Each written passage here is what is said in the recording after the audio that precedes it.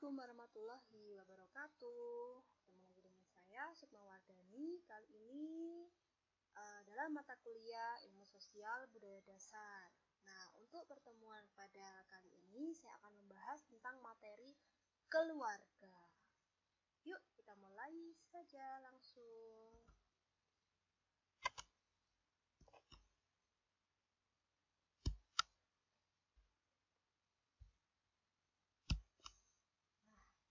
Family atau keluarga, ya.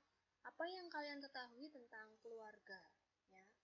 Jadi, apakah keluarga itu hanya ayah ibu, kakak adik, atau ada dengan sanak saudara yang lainnya? Nah, apa itu yang dinamakan keluarga? Kita bahas satu persatu.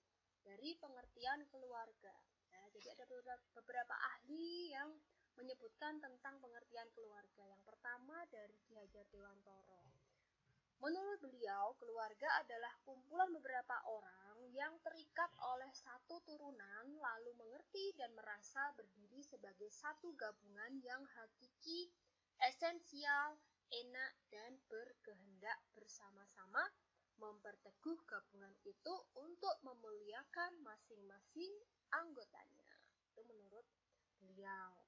Ya, jadi dia menurut Ki Hajar Dewantoro ini keluarga itu kumpulan beberapa orang yang terikat oleh satu turunan, ya, satu keturunan. Selanjutnya, menurut Sigmund Freud, keluarga itu terbentuk karena adanya perkawinan antara pria dan wanita. Bahwa menurut beliau ini keluarga merupakan manifestasi daripada dorongan seksual, sehingga landasan keluarga itu adalah kehidupan seksual suami istri. Lalu selanjutnya masih pengertian dari beberapa ahli yang menurut Durkheim ini berpendapat bahwa keluarga adalah lembaga sosial sebagai hasil faktor-faktor politik, ekonomi, dan lingkungan. Nah, kalau ini menurut Depkes RI, nah, yang bisa kita jadikan acuan. Yang dinamakan keluarga adalah unit terkecil, ya, unit terkecil dari masyarakat, nah, yang terdiri atas kepala keluarga dan beberapa orang yang terkumpul dan tinggal di suatu tempat di bawah satu atap dalam keadaan saling ketergantungan. Jadi kalau menurut Depkes RI ini keluarga bukan berarti yang satu keturunan, ya, seperti itu. Nah, kelompok ini yang melahirkan individu dengan berbagai macam bentuk kepribadiannya dalam masyarakat. Ya, jadi bisa diartikan bahwa keluarga adalah unit atau satuan masyarakat yang terkecil yang merupakan suatu kelompok terkecil dari masyarakat, yang mana akhirnya mereka akan melahirkan individu dengan berbagai macam bentuk kepribadian yang ada di dalam masyarakat. Nah, keluarga terdiri dari seorang individu, biasanya adalah suami, dengan individu lainnya, istri dalam hal ini biasanya, yang selalu menjaga rasa aman dan ketentraman dalam suasana suka duka hidup bersama-sama. Nah, keluarga biasanya terdiri dari suami, istri, dan anak-anaknya. Anak-anak inilah yang nantinya akan berkembang dan mulai melihat dan mengenal arti dari diri sendiri, yaitu individu. Nah, ini ada tahap-tahap kehidupan keluarga. Tahap yang pertama, ya, tahap yang pertama, ini tahap pembentukan keluarga. Tahap ini dimulai dari pernikahan yang dilanjutkan dalam bentuk rumah tangga. Ini yang pertama adalah memulainya dari pernikahan, ya, pernikahan. Yang kedua adalah setelah menikah pasti sepasang suami istri ini akan mengharapkan memiliki keturunan. Jadi tahap yang kedua adalah tahap menjelang kelahiran anak. Ya. Nah, di mana tugas utama keluarga ini untuk mendapatkan keturunan sebagai penerus dan melahirkan anak merupakan kebanggaan bagi sebuah keluarga. Tahap yang ketiga adalah tahap menghadapi bayi. Nih, ya, setelah menjelang kelahiran anak itu waktu masa hamil ya. Nah, menghadapi bayi itu saat sudah lahir. Lalu ada tahap menghadapi anak prasekolah. Ini juga sebagai tahap kehidupan keluarga ya. Jadi seperti itu. Lalu yang selanjutnya ada tahap menghadapi anak sekolah. Dan ada tahap menghadapi anak remaja.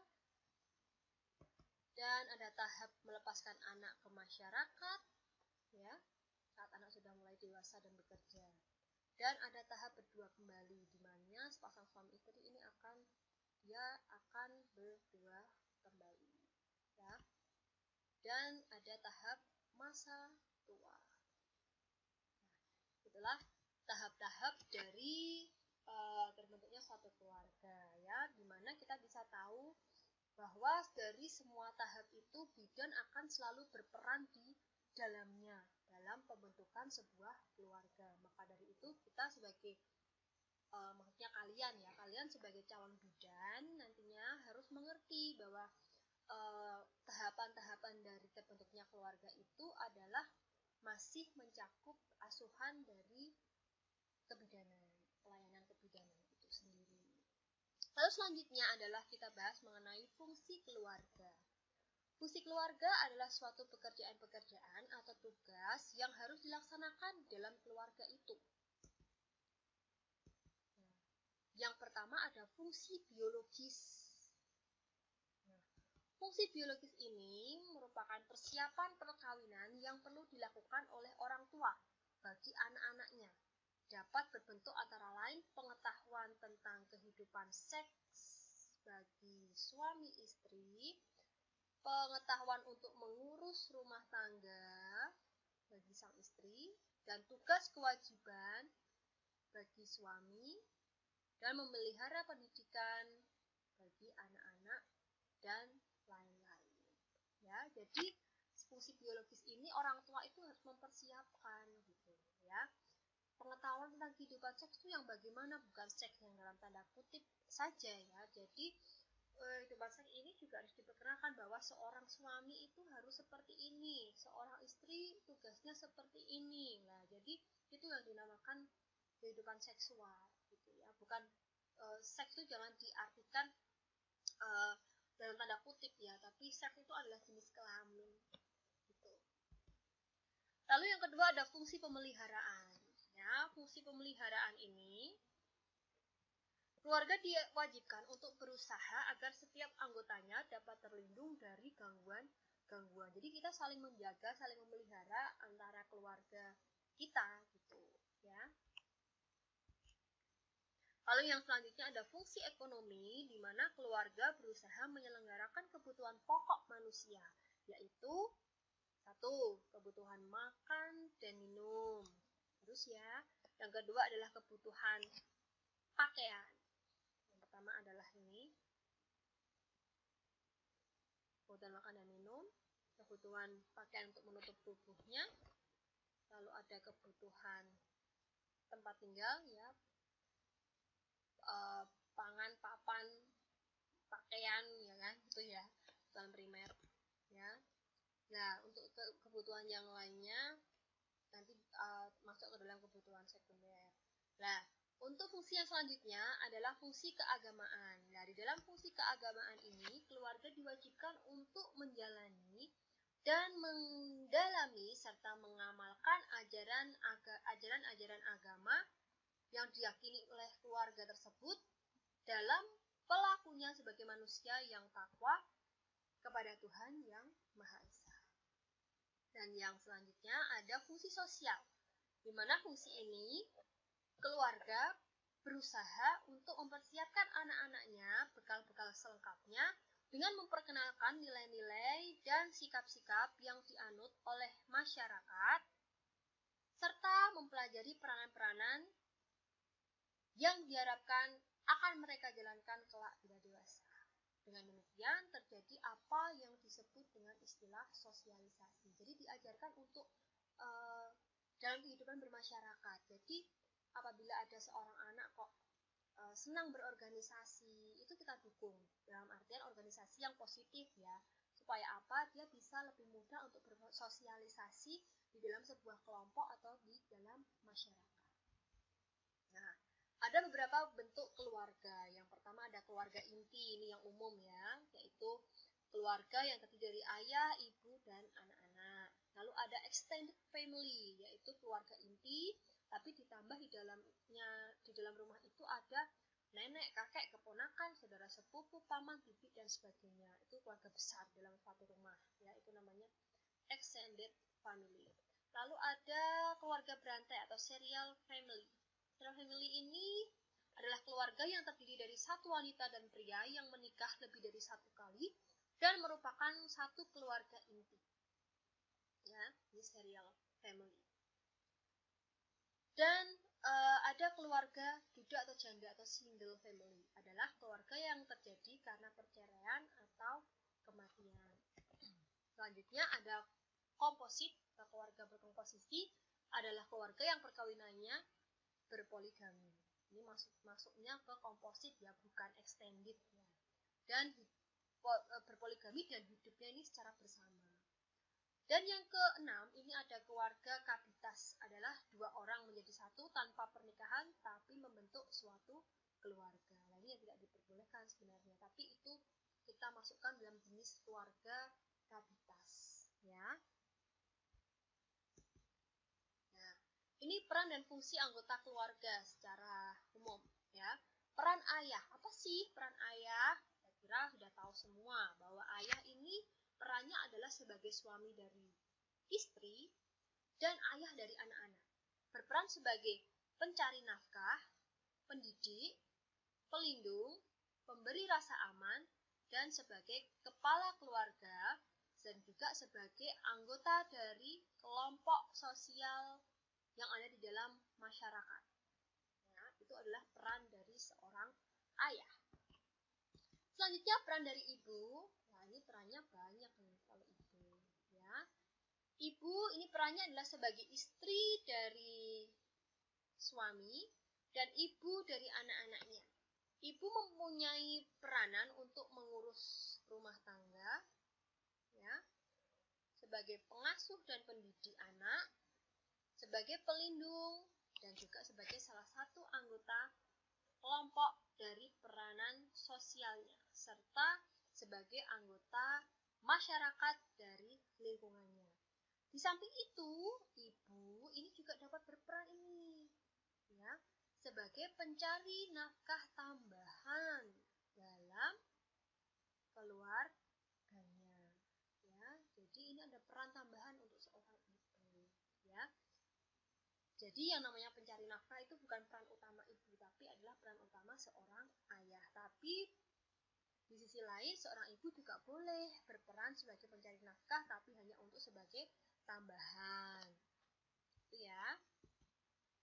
Lalu untuk peran anak ini melaksanakan peran psikososial sesuai dengan tingkat perkembangannya, baik fisik, mental, sosial, dan spiritual ya. Jadi harus melaksanakan peran sesuai dengan tahapan perkembangannya. Nah, ini ada contoh beberapa pemegang kekuasaan dalam keluarga. Jadi ada anut ya, panutan beberapa keluarga di mana kita tahu bahwa ada beberapa daerah ini pemegang kekuasaan dalam keluarga itu tidak selalu laki-laki ya. Jadi ini ada contoh-contohnya. Yang pertama, ada patriarkal. Kalau patriarkal ini ya, ini patriarkal. Pemegang kekuasaan yang pertama adalah patriarkal. Ini dominan memegang kekuasaan adalah dari pihak ayah. Jadi kalau misalnya ada sesuatu, kita membutuhkan pengambil keputusan, itu biasanya kalau yang memegang kekuasaan ini patriarkal, kita akan lebih fokus pada keputusan dari pihak laki-laki atau ayah. Ada juga yang pemegang kekuasaan dalam keluarga ini matriarkal. Matriarkal ini yang dominan memegang kekuasaan adalah dari pihak ibu.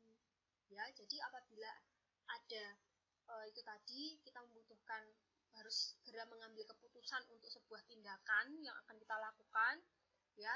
Kalau dia menganut dari matriarkal, maka yang kita acu untuk mengambil keputusan adalah dari pihak yang perempuan atau ibu.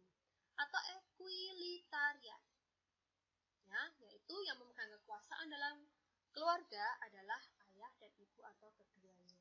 Ya, tapi kalau di Jawa ya, Jawa itu kebanyakan ini patriarkal. Ya. Jadi pemegang kekuasaan atau pengambil keputusan utama itu biasanya laki-laki. Tapi kalau di luar Jawa itu ada juga yang budaya yang matriarkal ini. Ya, lanjut. Oh, sudah selesai ternyata. Oke, itulah materi tentang keluarga pada mata kuliah ilmu sosial budaya dasar. Silakan dipahami seperti biasa. Jika ada yang perlu ditanyakan, nanti bisa langsung tanya ke saya secara langsung. Ya, terima kasih. Saya akhiri. Wassalamualaikum warahmatullahi wabarakatuh.